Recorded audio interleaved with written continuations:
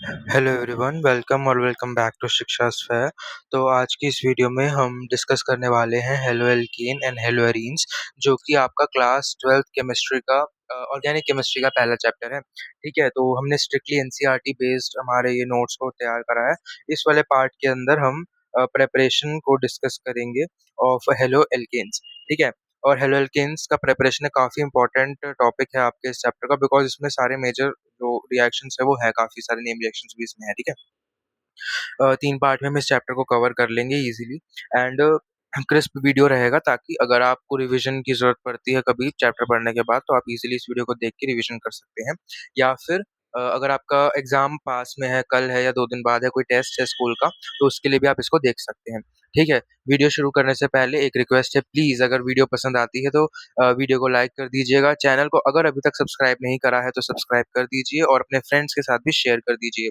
Subscribe और like बिल्कुल free है, बट आपके सब्सक्राइब और लाइक से हमें मोटिवेशन मिलता है और ऐसी इंटरेस्टिंग वीडियोस लाने में हमें हेल्प करता है। चलिए शुरू करते हैं। ठीक है, सबसे पहला टॉपिक जो है वो नॉमेनक्लेचर है। नॉमेनक्लेचर जनरली जो आईयूपीएसी नॉमेनक्लेचर है वो हम 11th क्लास में पढ़ लेते हैं। ठीक है, तो अगर उसको मैं यहाँ पे डिस्कस नहीं करूँगा। ठीक है, मैं यहाँ पे इंपॉर्टेंट जो कॉमन नेम वाला चीज़ है उसको डिस्कस कर लेंगे। ठीक है, जैसे कि अगर डबल बॉन्डेड कार्बन के साथ वाले कार्बन पे अगर हेलोजन लगा होता है तो उसे एलाइलिक हैलाइड बोलते हैं।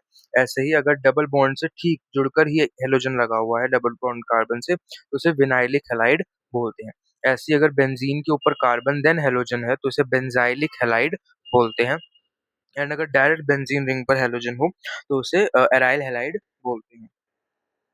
ये आपको पता होना चाहिए, इससे बहुत फ्रीक्वेंटली स्कूल वगैरह या फिर नीट वगैरह में क्वेश्चन पूछे जाते हैं। ठीक है, आगे बात करते हैं। Nature of C X bond, ये एक इंपॉर्टेंट टॉपिक तो नहीं बोल सकते, बट हाँ एक हिडन टॉपिक जरूर है एनसीईआरटी का। इस पे जनरली क्वेश्चन नहीं बनते, बट जब क्वेश्चन बनते हैं तो वो टॉपर डिसाइड करते हैं, बिकॉज इस टॉपिक को जनरली बच्चे छोड़ते हैं।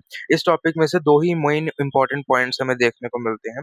पहला है बॉन्ड लेंथ वाला, जो जनरली पता होता है कि सी एफ टू सी आई, यानी कि कार्बन फ्लोरीन से लेकर कार्बन आयोडीन वाले बॉन्ड तक बॉन्ड लेंथ जो है वो इंक्रीज करती है, यानी कि फ्लोरीन सबसे छोटा, then chlorine, bromine and then iodine. ठीक है, ऐसे करके बॉन्ड लेंथ रहती है। ठीक है, डायपोल मोमेंट वाला एक हिडन है, क्योंकि एनसीईआरटी में टेबल बनी पड़ी है, उसमें डायपोल मोमेंट का डेटा है। ऑर्डर नहीं है एनसीईआरटी में, पर डेटा है, और डेटा में एक्सेप्शन भी है। ठीक है, ध्यान से देखें तो जनरली लोग सोचते हैं कि फ्लोरीन बीइंग मोस्ट इलेक्ट्रोनेगेटिव उसका डायपोल मोमेंट ज्यादा होना चाहिए, बट ऐसा नहीं होता है। डायपोल मोमेंट आपका दो चीज़ों में डिपेंड करता है। अगर हम डायपोल मोमेंट की बात करते हैं तो वो डी इंटू एफ मतलब आई थिंक ई होता है, जहाँ पे आपका E is your electronegativity and जो आपका डी है वो डिस्टेंस है। तो क्लोरीन का साइज यहाँ पर बड़ा है, जिस वजह से इसका डायपोल मोमेंट ज्यादा हो जाता है। ठीक है, तो इसका जो ऑर्डर है वो ये वाला बनता है, यानी कि सबसे ज्यादा C C L, then C F, then C B R, then C I. बहुत इंपॉर्टेंट है। आगे प्रेपरेशन की तरफ चलते हैं। From alcohols. ठीक है, सबसे जो वास्ट प्रेपरेशन का टॉपिक है इस चैप्टर के अंदर वो अल्कोहल से ही है। टोटल 6 आपको याद होनी चाहिए, पहली, दूसरी, तीसरी, चौथी, पांचवी और ये छठी। ठीक है, और इससे इंपॉर्टेंट कुछ पॉइंट्स भी एनसीईआरटी में लिखे हैं, वो भी आपको पता होना चाहिए। सबसे पहला देखें तो HCl ZnCl2 से रिएक्ट करवाते हैं अल्कोहल को, तो वो आपका RCl प्लस H2O देता है। इसे लूकास टेस्ट भी बोलते हैं। ठीक है, यहाँ पे एक बहुत इंपॉर्टेंट बात है, जेई में क्वेश्चन पूछा हुआ है। ZnCl2 यहाँ पे कैटलिस्ट की तरह काम कर रहा है। ठीक है, अगर ZnCl2 नहीं होगा तो रिएक्शन तो होगी बट स्लो होगी। ठीक है, एंड इसका जो ऑर्डर होता है वो 3 डिग्री का सबसे ज्यादा होता है, देन 2 डिग्री, देन 1 डिग्री। तो अगर यहाँ पे आपको बोलते हैं अगर बिना कैटलिस्ट के हम रिएक्शन करवा रहे हैं तो 3 डिग्री में सबसे तेजी से होगी, 2 डिग्री में काफी धीरे होगी, और 1 डिग्री में होगी ही नहीं। कैटलिस्ट हो या ना हो कोई फर्क नहीं पड़ता है। ठीक है, तो ये इसमें रहता है, इसको लुकास टेस्ट बोलते हैं। एक्चुअली 3 डिग्री वाला बहुत जल्दी दे देता है टर्बिडिटी, इसमें टर्बिडिटी आती है जब भी सीएल बनता है। 2 डिग्री डिग्री वाला थोड़ा लेट देता है, और 1 डिग्री वाला कोई रिएक्शन नहीं करता है। ठीक है, अगला है NaBr प्लस H2SO4, इसे C2 कंटेनर भी बोलते हैं। C2 कंटेनर भी बोलते हैं इसको। ठीक है, ठीक है, इससे RBr NaHSO4 प्लस H2O बनता है। इससे जनरली क्वेश्चन नहीं पूछते, बट मुझे लगता है कि इससे क्वेश्चन बन सकता है कभी भी। तो आपको इसका बाय प्रोडक्ट भी याद होना चाहिए, बिकॉज नीट 2024 में ये वाले बाय प्रोडक्ट्स पूछे हुए थे। ठीक है, तो बाय प्रोडक्ट्स आपको सबके याद होने चाहिए। ठीक है, इसके बाद PX3 से रिएक्ट करवाते हैं, जहाँ पे X आपका क्लोरीन या ब्रोमीन हो सकता है। इससे आपका RxH3PO3 बन जाता है। ठीक है, इसके बाद PCl5 से रिएक्ट करवाते हैं तो RCl POCl3 प्लस HCl बनता है। ये बाय प्रोडक्ट्स याद होने चाहिए, नीट 2024 में पूछे गए हैं, दोबारा बोला है।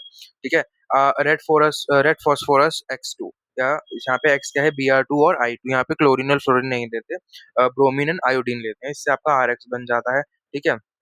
उसके बाद SOCl2, इसे थायोनाइल क्लोराइड भी बोलते हैं, थायोनाइल क्लोराइड भी बोलते हैं, ठीक है? इससे आपका RCl, SO2 और HCl बनता है। यहाँ पे SO2 और HCl है जो दोनों गैस बनते हैं, यहाँ पे हमने ये चीज़ लिखी हुई है, दोनों गैसियस फॉर्म में है, इसलिए ईज़िली एस्केप कर जाते हैं आपके कंटेनर से, तो हमें प्योर RCl मिल जाता है, जबकि इन सब में हमें मिक्सचर्स मिलेंगे बाय प्रोडक्ट के साथ, बट इसके अंदर हमें कोई मिक्सचर नहीं मिलेगा बिकॉज़ ये दोनों गैस बन के उड़ चुके होंगे, ठीक है? तो इसलिए ये प्रेफर्ड मेथड रहता है, SO2 और HCl जो है क्योंकि वो गैसेज़ हैं। दूसरी बात, बाय प्रोडक्ट्स आपको इम्पोर्टेंट है, याद रखने हैं, ठीक है? अगला है हाइड्रोकार्बन से कैसे बनाते हैं, तो पहला जो है ये Cl2 यूवी लाइट, यानी कि यहाँ पे आपका फ्री रेडिकल मैकेनिज्म से बनेगा, ठीक है? फ्री रेडिकल से बनेगा और आपको इसमें ऑल पॉसिबल आइसोमर्स बनाने होते हैं, ठीक है? आप देखिए कितने आइसोमर्स बन सकते हैं और उसके अकॉर्डिंग आपको आइसोमर्स भी सारे बनाने होते हैं, इसमें कोई मेजर माइनर प्रोडक्ट का सिस्टम नहीं होता। आगे देखते हैं एल्कीन्स, इसे आप कैसे बना सकते हैं। एल्कीन यानी कि डबल बॉन्ड आएगा, तो डबल बॉन्ड में 2 तरीके से आप जोड़ सकते हैं, एक तो मार्कोव-निकोव रूल से और एक एंटी मार्कोव-निकोव वाले रूल से।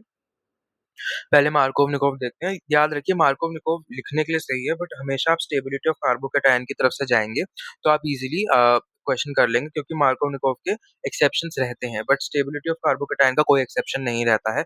हमेशा इसमें कार्बोकैटायन का फॉर्मेशन होता है एंड देन उसपे हैलोजन जाके अटैच होता है सबसे स्टेबल कार्बोकैटायन पे। तो उसको देख लेते हैं कार्बोकैटायन कैसे बनता है। जैसे यहाँ पे हमारा CH3 CH double bond CH2 है, ठीक है? अब यहाँ से बॉन्ड ब्रेक होगा तो आपका पॉजिटिव चार्ज 2 जगह जा सकता है, एक तो यहाँ पर और एक यहाँ पर। अगर हम यहाँ देखेंगे तो यहाँ पे इसके पास 3 और 1 यहाँ पर 2, मतलब टोटल 3 यहाँ पर भी आ जाएँगे, एक हाइड्रोजन यहाँ पे भी जुड़ेगा, ठीक है? तो वहाँ पे आपके पास टोटल 6 अल्फ़ा H हो जाएँगे, ठीक है? बट अगर हम बात करते हैं यहाँ पे, तो यहाँ पे इसके पास सिर्फ़ और सिर्फ़ 1 ही अल्फ़ा H रहने वाला है, तो 6 अल्फ़ा H वाला ज़्यादा स्ट्रॉन्ग रहेगा, तो यहाँ पे कार्बोकैटायन ज़्यादा स्टेबल है, इसलिए हमारा हैलोजन बीच वाले कार्बन पर आकर जुड़ गया है।